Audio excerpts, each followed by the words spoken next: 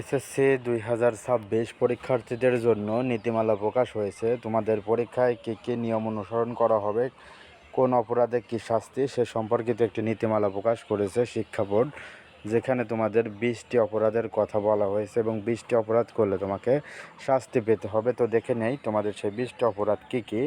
1 নম্বরে রয়েছে পরীক্ষা কক্ষে এদিক ওদিক তাকানো, একে অন্যের সঙ্গে কথা বলা বা কথা বলে লেখা।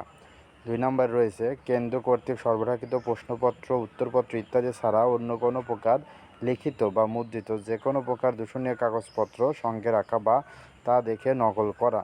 3 নম্বরে রয়েছে ডেস্কে, বেঞ্চে, হাতে কাপড় বা অন্য কোথাও পেছনে অথবা পার্শ্বে অবস্থা সামনের দেয়ালে অথবা স্কেলে কিছু লেখা থাকা, অর্থাৎ কোনো জায়গায় যেন তোমার যেখানে সিট বসবে তুমি খেয়াল রাখবে আশেপাশে কোথাও লেখা আছে নাকি।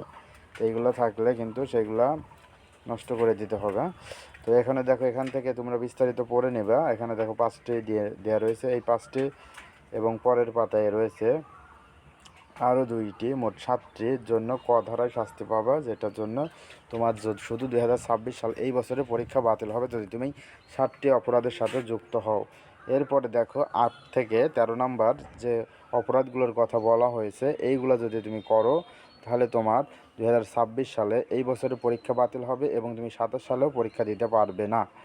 এরপরে 14 থেকে 20 নম্বর পর্যন্ত যে অপরাধগুলোর কথা বলা হয়েছে, এইগুলো যদি তুমি করো তাহলে 26, 27, 28 অর্থাৎ 3 বছর এই বছরে পরীক্ষা বাতিল হবে এবং পরবর্তী 2 বছরও তুমি পরীক্ষা দিতে পারবে না। তো শিক্ষার্থী বন্ধুরা, তোমরা অবশ্যই সতর্ক থাকবে। তোমাদের এই যে 20টি অপরাধ এখানে লেখা রয়েছে, এবার পরীক্ষা খুবই কড়াকড়ি হবে।